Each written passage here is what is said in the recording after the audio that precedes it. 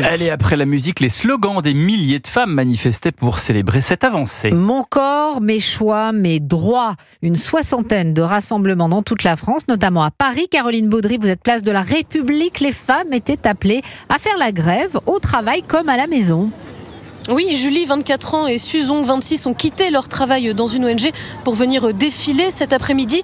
L'égalité femmes-hommes, grande cause toujours du gouvernement, peut-on lire sur leurs panneaux en lettres violettes. La couleur arborée par les féministes pour dénoncer notamment l'inégalité salariale persistante. On débute nos carrières, mais je pense que c'est des enjeux qui nous touchent et qui nous font peur, je pense aussi.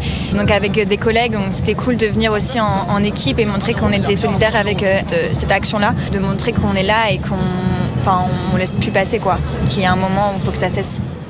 Sans égalité financière, pas d'égalité, ont scandé au micro les militantes qui rappellent que 70% des bénéficiaires de l'aide alimentaire sont des femmes, essentielles mais premières de corvée. Selon elles, leur émancipation financière est freinée, selon ces manifestantes, par le travail au sein du foyer. Dans ma famille, c'est complètement... la charge mentale, elle est à un seul endroit.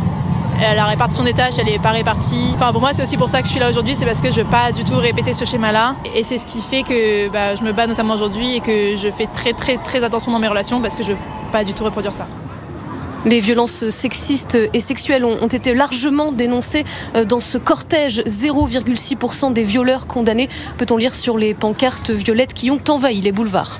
Caroline Baudry, place de la République. Et puis des affrontements ont éclaté lors de cette manifestation entre des militantes pro-palestiniennes et le service d'ordre du collectif Nous Vivrons. L'association était venue rappeler que 19 femmes sont encore retenues en otage par les terroristes du Hamas. Sachez aussi qu'à La Roche-sur-Yon, des anti-IVG ont visé la statue de Simone Veil. Ils ont déposé des poupées ensanglantées juste devant. Le maire a porté plainte.